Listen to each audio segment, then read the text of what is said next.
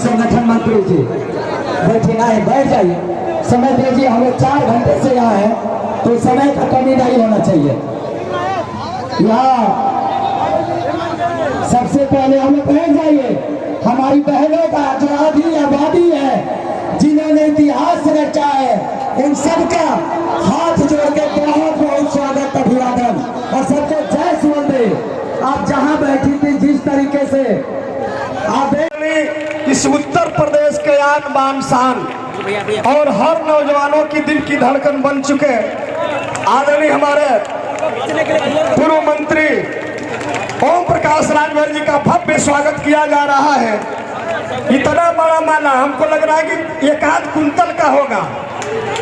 इतना जोरदार ताली से स्वागत करिए, यह है सम्मान का मतलब।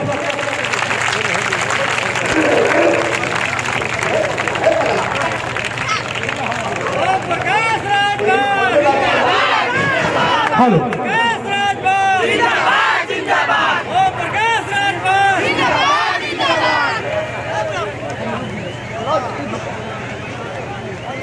बोलिए बोलिए। और हमारे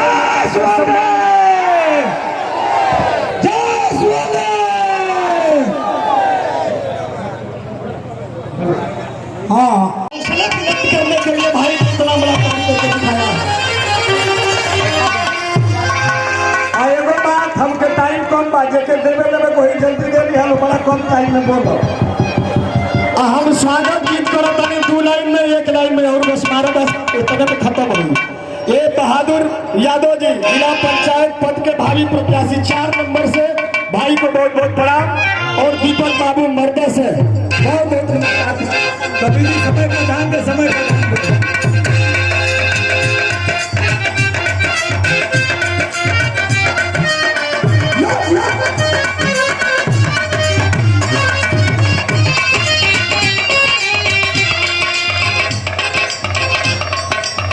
अरे मेरा सुनिए हुजूर,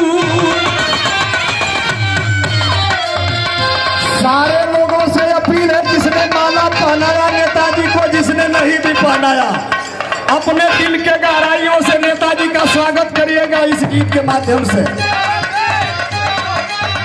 अरे मेरा सुनिए हुजूर, लेके दिल में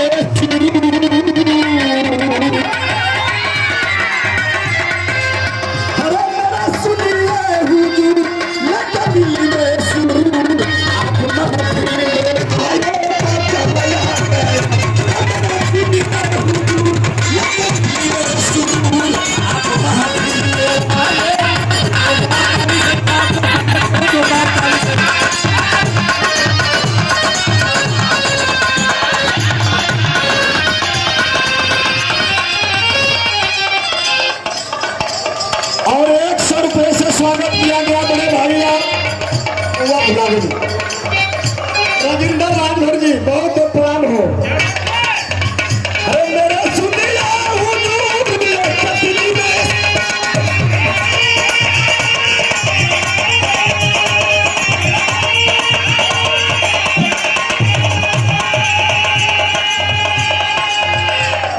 और ये दूसरा पुरस्कार बहादुर यादव जी चतुर्थ से जिला पंचायत पद के प्रत्याशी, बहुत बहुत प्रणाम भाई को। मेरा सुनिया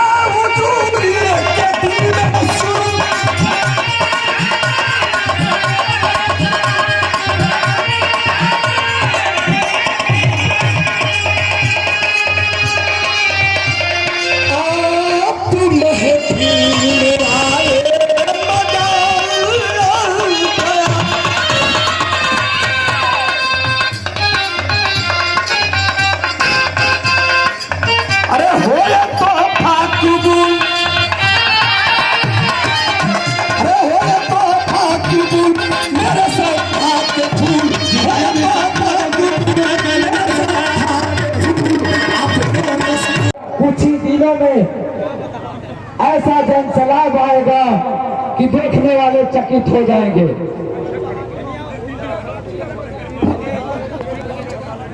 और ये स्वागत हो गया तो उसके बाद जो जिला पंचायत का चुनाव है वो प्रत्याशी है वो आ जाए सामने। हो गया एक माला है तमाम भाई लीजिए। जितेंद्र राजभर जी, सिपाही जी कहाँ है? बहुत आपने प्रयास किया है, बहुत शानदार। जितेंद्र राजभर, रमेश जी अगर हो तो सामने आ जाए।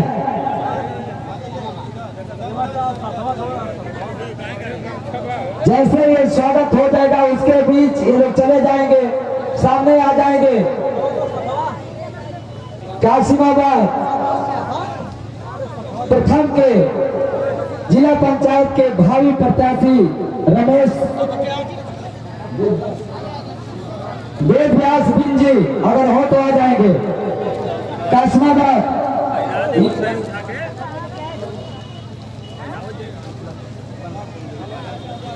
कासिमाबाद प्रीति से जिला पंचायत पद के प्रत्याशी रमेश साहनी जी, जैसे ये खत्म होगा तब आइएगा। जय सुवलदेव, नमस्ते बंद कर दीजिएगा, ऐसे जय सुवलदेव कहिएगा।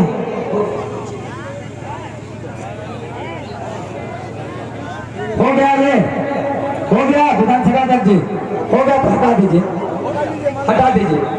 आप सबका पार्टी में बहुत बहुत स्वागत है।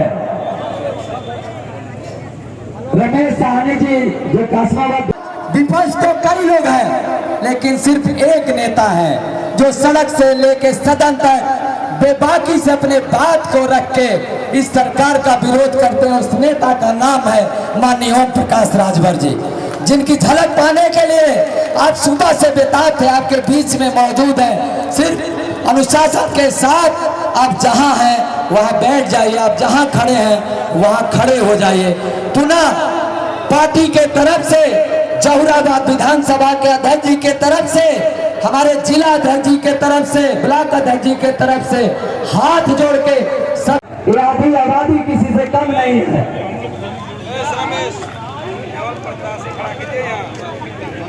कासिमाबाद चतुर्थ से जो शिव कुमार राजभर जी की पत्नी है वो आ जाए। चतुर्थ से ही विजय बहादुर यादव जी शायद अपनी पत्नी को लेके नहीं आए हैं, आए हैं वो भी अपने पत्नी को ही भेजेंगे। रमेश सिंह जी, धन्नू जी अगर आए हो तो आ जाए। और कासिमाबाद प्रीति से के साथ ओ प्रकाश राजभर, ओ प्रकाश राजभर, ओ प्रकाश तुम संघर्ष करो। माननीय ओम प्रकाश राजभर जी बहुत प्रेम के साथ हम बुलाना चाहते हैं। माननीय ओम प्रकाश राजभर जी जो हम सब गरीबों के महबूब नेता है, माननीय ओम प्रकाश राजभर जी ताली बजा दीजिए। हमारे नेताजी आए हैं, जोरदार ताली, और जोरदार ताली, और जोरदार ताली।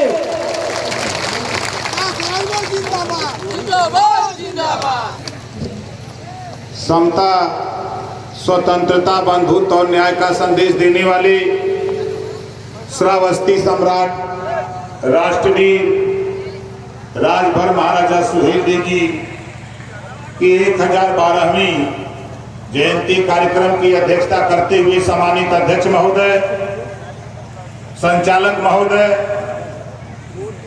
मंच पे विराजमान नेतागण, गायक साथी, पत्रकार भाइयों, सामने बैठे हुए, खड़े हुए फैसला देने वाले जज मालिकों, आज हम लोग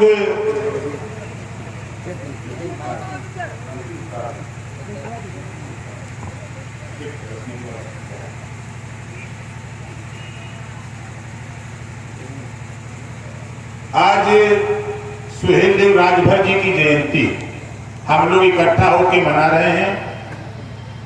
और इस कार्यक्रम में सबसे बड़ा योगदान भाई संतोष यादव जी, जरा सामने आइए संतोष जी, जोरदार ताली बजा के स्वागत करिए। ताली में गर्मी नहीं है।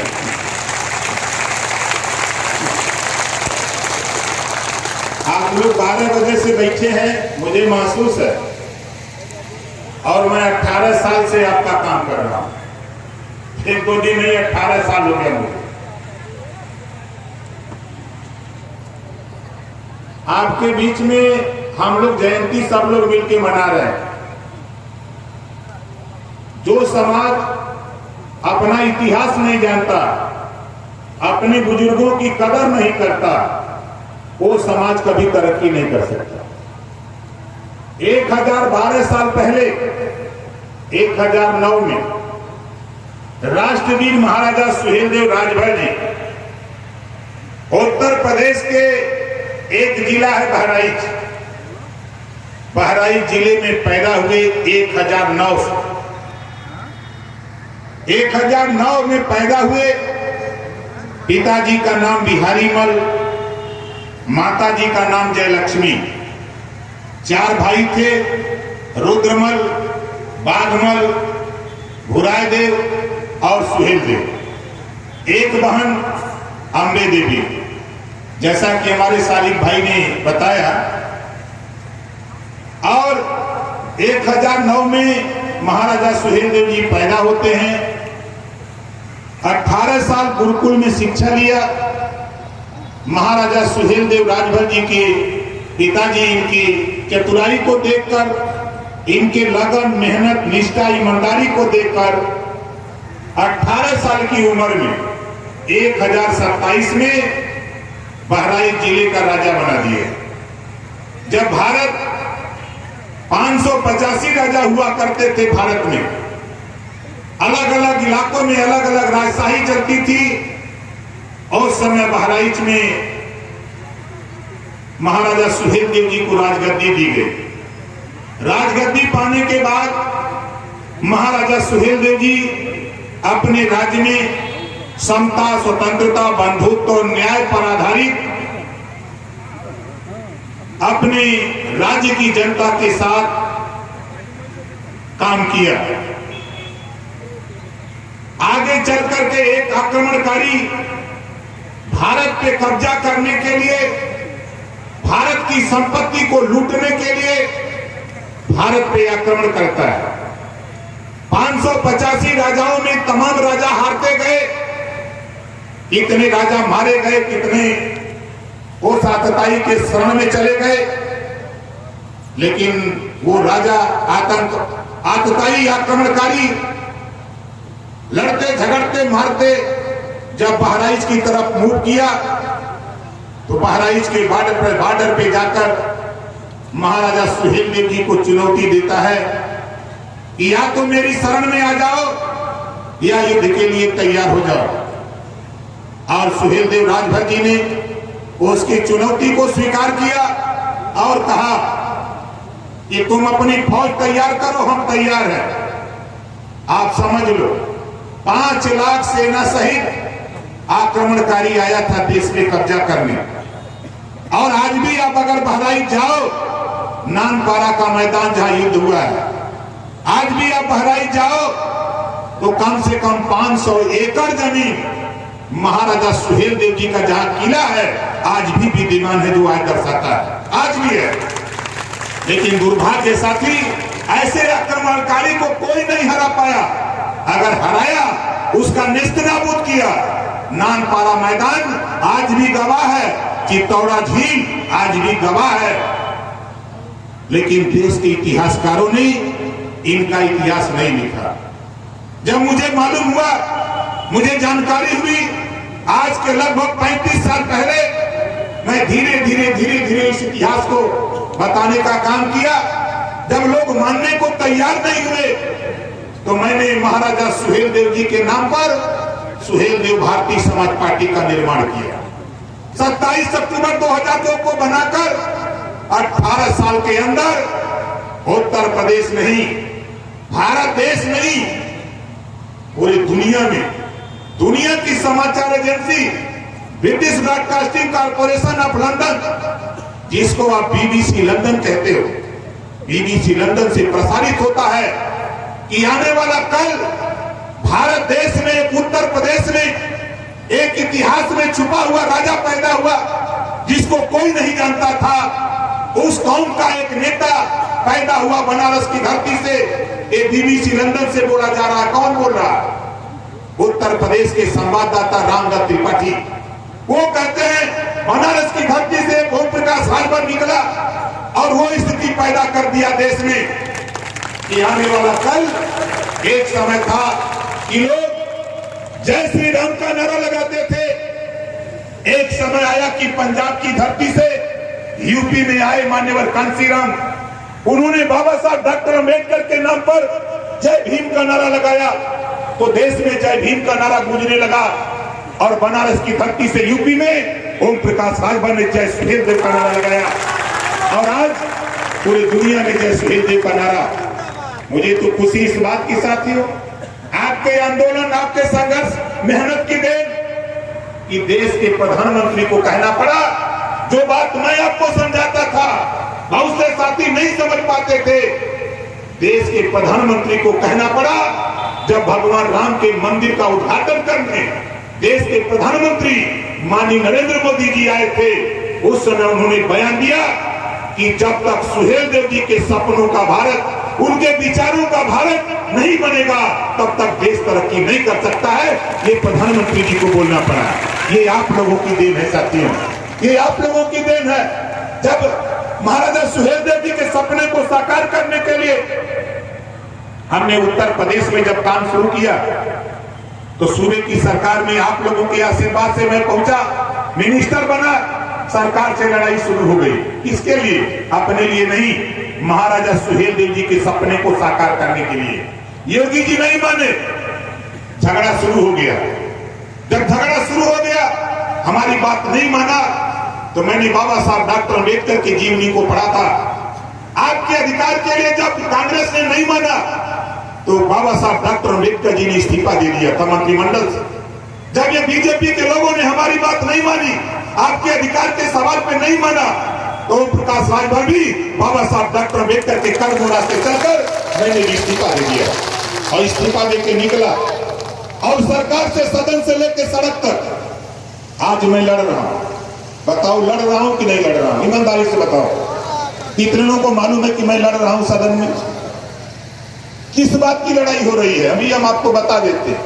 सदन से लेकर सड़क तक लड़ रहा हूं। सिर्फ एक बात है, हम महाराजा सुहेल देव राजभर जी का सपना साकार करना चाहते हैं। हम समता, स्वतंत्रता, बंधुत्व और न्याय चाहते हैं जो गौतम बुद्ध जी चाहते थे, जो महात्मा ज्योतिबा फूले, सावित्रीबाई फूले, छत्रपति साहू जी महाराज, डॉक्टर अम्बेडकर, मान्यवर कांसीराम चाहते थे। वही बात ओम प्रकाश राजभर भी चाहता है, सुहेल देव जी के रास्ते पे चल करके। अभी मैं आ रहा था, हमारे साथियों ने संत रविदास जी का सामने मंदिर है, मैं उनको नमन करता हूँ, वहां ले गए, मुझे याद आ गया। उन्होंने एक बात बहुत अच्छी कहा था, मन चंगा तो कठौती में गंगा। कहा था कि मन चंगा तो कठौती में गंगा, उन्होंने चरितार्थ करके दिखाया था। इस नाते साथी हम तो महापुरुषों को, हम तो मानते हैं मान्यवर कांसीराम जी को कि इस धरती पर उस व्यक्ति का अवतार हुआ, पंजाब की धरती से आए। तब बाबा साहब डॉक्टर अम्बेडकर को 5% लोग देश में जानते थे, जब वो आए तो पूरे दुनिया में बाबा साहब डॉक्टर अम्बेडकर को लोग जानने लगे। और आज जो इतिहासकारों ने हमारे महापुरुषों को पाताल में गाड़ा था, मान्यवर कांसीराम जी ने ऐसे महापुरुषों को ला करके धरातल पे खड़ा किया। ये महापुरुष तेरे हैं। उसी रास्ते पे चल के साथी हमारी बहुत साफ सुथरी बात। मैंने तो अभी सदन में, हमारी लड़ाई सदन में शुरू होती है। हमने तो सदन में कहा कि हम सुहेल देव जी का सपना साकार करने के लिए सदन में आए और मैंने कहा, ऐ सरकार चलाने वाले लोगों, मैं सत्ता में था तब भी तुझसे लड़ा और सत्ता से नहीं हूं, तेरे साथ एमएलए हूं, लड़ रहा हूं। और मैंने कहा था, उनसे कहा हूं, कौन कहता है चलनी में पानी नहीं रुकता? कौन कहता है चलनी में पानी नहीं रुकता? बर्फ जमने तक आस लगाए रहो साथी। हमने सदन में कहा और कहा, बीजेपी के लोगों घबराओ नहीं, 13 महीना तुझे यहाँ रहना है उधर।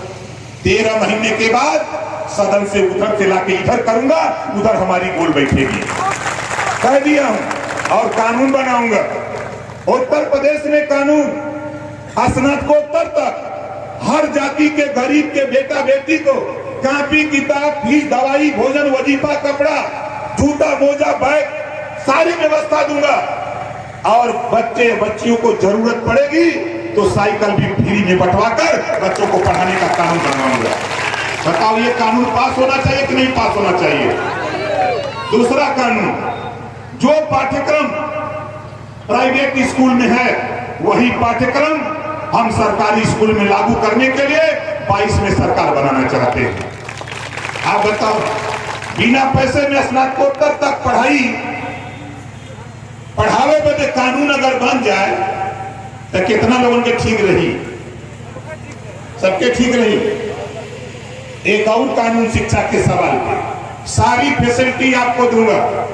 जो माँ बाप इतनी व्यवस्था के बाद भी अपने बेटा बेटी को स्कूल नहीं भेजेगा, ऐसे माँ बाप को जेल भी भेजने का कानून बनाऊंगा। बताओ ये कानून बनना चाहिए कि नहीं बनना चाहिए। हम फीस देंगे, कपड़ा देंगे, खाना देंगे, सारी व्यवस्था हम देंगे।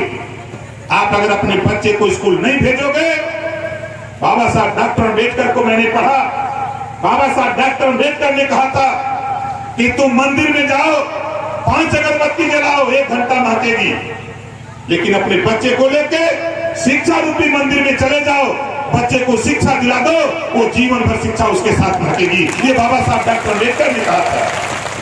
इस नाते हम शिक्षा के सवाल पे कोई समझौता नहीं। मैं जहां से आप लोगों ने एमएलए बनाया जहूराबाद से, मैं सदन में इस जहूराबाद में आपने मुझे चुनाव जीता के भेजा। 18 महीना मैं मिनिस्टर था। जब 18 महीना की समीक्षा हुई सदन में, मुख्यमंत्री ने बयान दिया उत्तर प्रदेश में 403 विधायक, एकलौते ओम प्रकाश राजभर ऐसा विधायक है जिन्होंने गरीबों के प्रति इतनी वफादारी ईमानदारी किया। 3,62,77,000 रुपया गरीबों के दवाई और इलाज के लिए ओम प्रकाश ने दिया, इतना रुपया किसी ने नहीं दिया। ये मुख्यमंत्री को सदन में बोलना पड़ा। और तो और साथी, हम दूसरा जब देखा हमने अन्य विधानसभा, हम हरियाणा के बॉर्डर शामली जाते हैं, हम मुजफ्फरनगर जाते हैं, हम सहारनपुर जाते हैं, हम जाते हैं आगरा जाते हैं, अलीगढ़ जाते हैं, हम उत्तर प्रदेश के 75 जिले में घूम रहे हैं। थोड़ा तकलीफ हमको भी होती है, आपको भी होती है कि हमारा विधायक हमारे गांव नहीं आता। क्या करो साथी, दुर्भाग्य है कि मुझे पार्टी चलाना है और तेरे अधिकार को दिलाने के लिए मुझे सत्ता की जरूरत है। सत्ता लेने के लिए तेरे बीच में नहीं आ पाता हूँ और मन बनाया हूँ। अगर मैं गाजीपुर के जहूराबाद में गरीबों के इलाज के लिए पैसा दे सकता हूँ, और आज भी कह रहा हूँ, गरीबों कोई बीमार हो, इलाज कराना है, ऑपरेशन कराना है, सरकारी हॉस्पिटल से एस्टीमेट बनवा लेना और एस्टीमेट बनवा के हमको दे दो। जिस दिन आप हमको दोगे 10 दिन के अंदर तेरे खाते में अस्पताल में पैसा पहुंचा दूंगा, तेरा इलाज फ्री में होगा। ये पावर आपने मुझे दिया है, खाली एस्टीमेट बनवा के हमको दे दो। जब ये हमने पूरे उत्तर प्रदेश के 403 विधानसभाओं में घूम के देखा तो मैंने मन बनाया कि उत्तर प्रदेश में एक कानून बनाऊंगा 22 में। कोई भी गरीब किसी जाति धर्म का हो, अगर वो बीमार होता है, इलाज कराना है, ऑपरेशन कराना है, जितना रुपया लगेगा कानून बनाऊंगा, सरकार उतना रुपया देगी, 1 भी रुपया गरीब को खर्च नहीं करना पड़ेगा। इस तरह का कानून हम उत्तर प्रदेश में बनाना चाहते हैं। तीसरा कानून, उत्तर प्रदेश में हम सब लोगों ने मोदी जी को वोट दिया था कि नहीं प्रधानमंत्री बनाने के लिए? ईमानदारी से बताओ, दिया था ना? अब मोदी जी को वोट दिया, हुआ क्या? यूपी के लोगों ने दिया, बिहार दिया, झारखंड दिया, छत्तीसगढ़, बंगाल दिया, दिल्ली दिया, उत्तराखंड दिया, मध्य प्रदेश दिया, महाराष्ट्र दिया। कर्जा किसका माफ हुआ? गुजराती का 500 करोड़ एक मिला। 500 करोड़, कोनो 900 करोड़, कोनो 1000 करोड़, कोनो 1500 करोड़ बैंक से लोन लिए थे और कर्जा नहीं दे पाए। मोदी जी प्रधानमंत्री बन गए हम लोगों का वोट लेके, तो गुजरातियों का कर्जा माफ कर देना ही कह के इक्वल डिफाल्टर है, 1 रुपया ना जमा कैले हम इन्होंने का कर्जा माफ। 6,66,000 करोड़ रुपया मोदी जी ने गुजरातियों का माफ किया। जब हमने के वोट से गुजराती का कर्जा माफ हो सकला तो हम चाहते कि हमने अपने वोट से उत्तर प्रदेश में गरीबों तेरे घर में जो पंखा चलता है गर्मी में, ट्यूबलाइट बल्ब जलता है, सरकार बना लो 22 में 5 साल घरेलू बिजली का बिल तेरा माफ कर दिया जाएगा, नहीं देना पड़ेगा। बोलो ठीक रहेगा कि नहीं ठीक रहेगा? कितना लोग बिजली का बिल माफ करावल चाहते हैं? सब लोग चाहते हुआ। आई भाजपा वाले का करत हुआ, मड़ई में मीटर लगा दे, मड़ई में मीटर लग गए और तार का कनेक्शन ना बा, बिल आ गया, बिल आ गया। यही बदे ओम प्रकाश राजभर कहत मन घबरा मत, तू नहाने का मीटर मड़ई से उठा के गंगा जी में बहा दे, चल जाई समुंदर में। हम हने के तुरंत कर्जा अपन अपन माफ करवा, हम हनों के पहले बुद्धि हो। बाबा साहब डॉक्टर अम्बेडकर जी ने हमको आपको पावर दिया, इसी पावर के बल पे वो हमारे यहाँ बिजली का बिल भेजता है। हम इसी नाते आपके पावर को सही इस्तेमाल करके आपका घरेलू बिजली का बिल सरकार बना के 5 साल लगातार माफ करने की कवायद हम लोग शुरू करना चाहते हैं। चौथा कानून, हम उत्तर प्रदेश में, बगल में बिहार है, जहां से प्रधानमंत्री आते हैं गुजरात, बिहार गुजरात पांडिचेरी शराब बंद है। हम चाहते हैं 22 में सरकार बनाओ, उत्तर प्रदेश में भी शराब पूर्ण रूप से बंद करा दूंगा, ये कानून पास कराना चाहता हूं। आप बताओ आप कितना जने दारू बंद कराओ चाहते हुआ? देखा जे पिया तो हाथ नहीं उठावा था।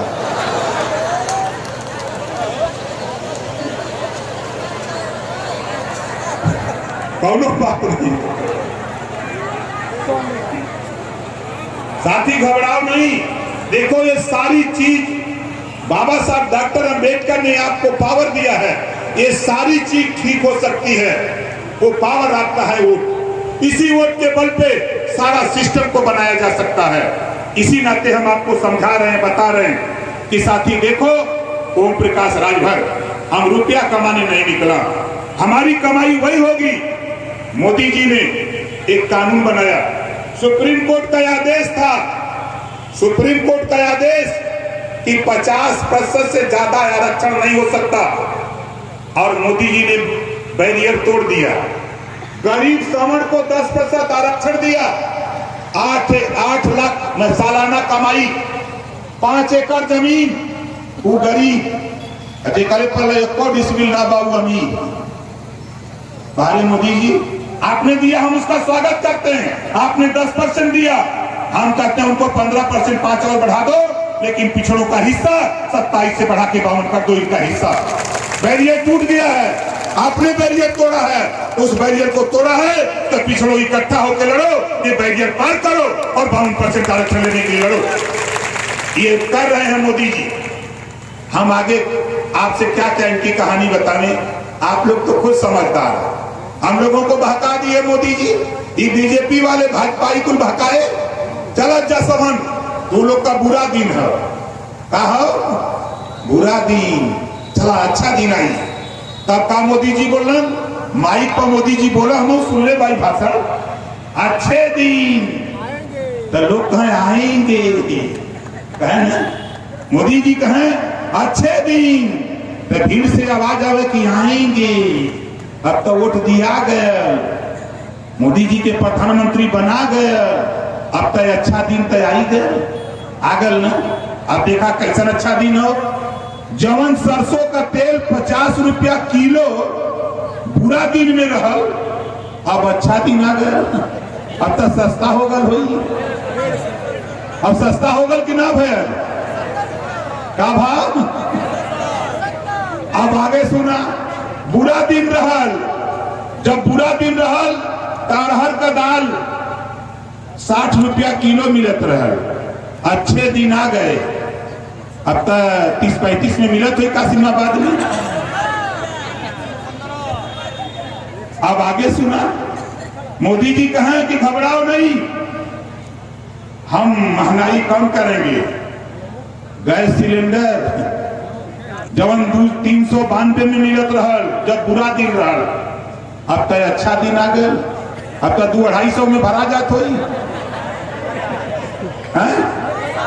अब ले और सुना, मोदी जी कहलन अब की बार, लोग ने बीजेपी वाले भाजपाई बोले अब की बार, तो लोग कहें कि मोदी सरकार, लेकिन समझ ना पौना, हम समझावत है अब की बार 100 पार। पेट्रोल कहाँ गई, दाल कहाँ गई, सरसों का तेल कहाँ गई, 100 पार भई कि ना भई। अरे 2 रुपया किलो नमक मिलत रहल पूरा दिन में, वहू के बढ़ा के नहीं 20 रुपया किलो कह देगा। ई हमने के अच्छा दिन लिए नहीं। ई भाजपा के लोग पंचायत चुनाव में तेरे गांव अगर आ जाए, तेरा रिश्तेदार भी आ जाए, अगर मेरी बात गलत हो, हमारी बात बताओ गलत कह रहा हूं कि सही कह रहा हूं, पहले तय करो। महंगाई चरम पे है कि नहीं है? महंगाई चरम पे है ना। बीजेपी के लोग गांव में देखा जाए वोट मांगत, चाहे वो साढ़ू का एक किनसर्रा साढ़ू बैठा के पानी पिया तो न चाय पिया था, उनसे कहदा कि देख भाई ता वोट मांगे आल हुए काम कर, पहले जो मोदी जी से कह दे, बहुत भाषण दे हुए, पहले जौन है गैस भरा जाता, जो हमने का बुरा दिन में 400 रहल, 800 से कम करा के 400 करा दे, तब तो हम वोट दिया ही नहीं तो यहाँ से उठ जो अपने पार्टी में, इधर दिखाए मत पुराने गांव में। गरीब आज दाल के लिए तरस रहा है मोदी जी, और आप जाके बंगाल में इतना झूठा नेता दुनिया में कोई ना है भाई। हम सीधे कह देते, मोदी जी जब 14 का चुनाव हुआ तो मोदी जी कहलन, मित्रों 40 साल में चाय बेचा हूं, 40 साल में चाय बेचा हूं। बंगाल में का भाषण देते हैं बंगाली भाइयों, 40 साल में आपके बंगाल में गुफा में काला जादू सीखा हूं। 40 साल काला जादू बंगाल में सीखल, 40 साल चाय बेचना। आडवाणी के रथवा पे कितना दिन रहा इना बताओ। हरियाणा में भाषण देवन, हरियाणा में भाषण देना चुनाव होता रहल, गुजरात से मैं स्कूटर से आके प्रचार करता था। मालूम है कितना दूरी है वो हरियाणा से गुजरात? 1700 किलोमीटर। बोला स्कूटर से कोई जाइए? मतलब ऐसा सफेद झूठ बोलने वाला धरती पर दूसरा कोई नेता नहीं है। इस नाते कहता हूं, ये इनके लोग आएंगे आपके बीच में, आपको समझाएंगे। मैंने तो मन बनाया हूं कि 13 महीना है बचा, आज आप यहां जितना जुटे हो, यहां कुछ नहीं।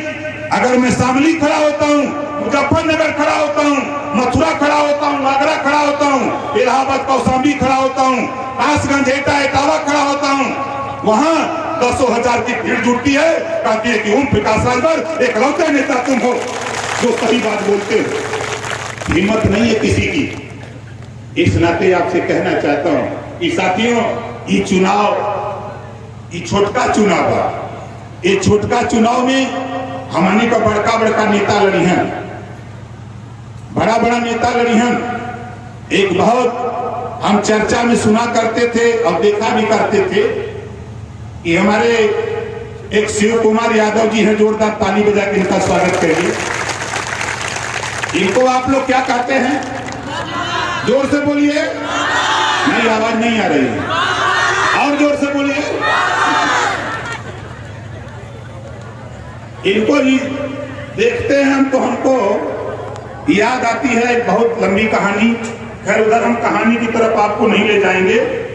हम आपका ध्यान मास्टर दीनानाथ यादव जी बैठे हैं, हमारे अध्यक्ष हैं, जोरदार ताली बजा के उनका स्वागत करिए। उनकी बात तो मैंने सुना तो मैं तो खुद नेताओं से दुखी हूं। हम तो कहते हैं खाली 2 चीज सुधर जाए, नेता सुधर जाए फिर अपने आप पुलिस सुधर जाएगी, दोनों सुधर जाए तो पूरा देश सुधर जाएगा। बोलो सही कह रहा हूं गलत कह रहा हूं? यह दुनिया बर्बाद करत हूं खाली नेता।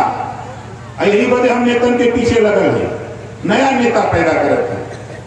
नया नेता हमारे की नहीं रही है, तब बुरा लड़ाई लड़ी है कि न लड़ी है? लड़ी है। यही वजह हम लोग तय कैले भाई देखा हमरे मुन्ना प्रधान जी भाई यही गांव के साथ प्रधान है, जोरदार ताली बजा के प्रधान जी का स्वागत करिए। हमारे सिंहासन राजभर सिंहासन कहलन हमसे कि हिया सुहेल देव जी का मूर्ति लग जाए।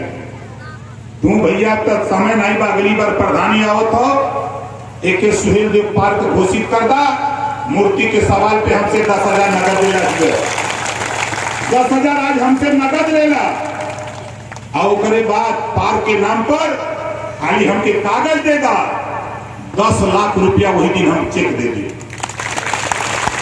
यो चेक हम सरकारी जो हमको तो आप बोलेंगे रोजगार वाली सरकार, ठीक ना? अब की बार रोजगार वाली सरकार, अब की बार रोजगार वाली सरकार। कुछ लोग बोलते हैं ना, देखा जे ना बोली ये गांव का दरिद्र वही के घरे जाई गांव से बोला अब की बार रोजगार वाली सरकार। अब अगला नारा हम बोलेंगे अब की बार तो आप कहेंगे भाईचारा वाली सरकार। क्यों भाईचारा? खाने पर अगर आप जाओ